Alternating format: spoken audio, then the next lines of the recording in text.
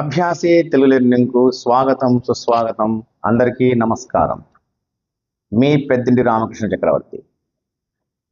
ఈరోజు వేమన శతకంలో 13వ పద్యంతో మేము ముందుకు వస్తున్నాను.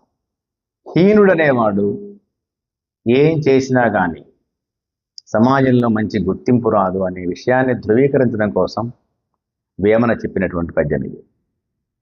హీనుడెన్ని విద్యలనభ్యసించిన ఘనుడుగాడు మరకు జనుడేగాని పరిమళములు గర్ధభము మోయ ఘనమౌని విశ్వదాభిరామ వినురవేమ.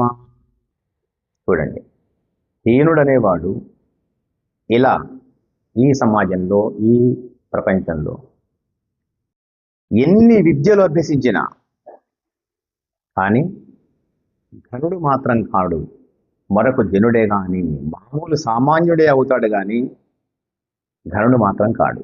అది ఎలా అంటే పరిమళములు గర్ధభము మోయ. గర్ధభం అంటే గాడిద.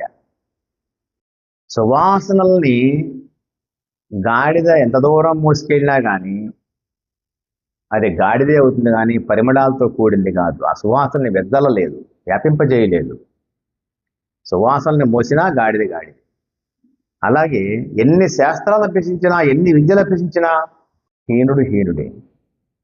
సమాజంలో వాడి స్థానం పరిమళాలు మోసిన గాడిదకి ఎంత ఉంటుందో విద్యలను అభ్యసించిన హీనుడు కూడా అదే స్థానం, అదే ఫలితం ఉంటుందని వేమన చెప్పినటువంటి పద్యం.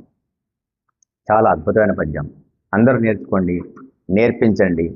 తెలుగు భాషను ప్రేమిద్దాం, తెలుగు భాషను కీర్తిద్దాం. ధన్యవాదాలు.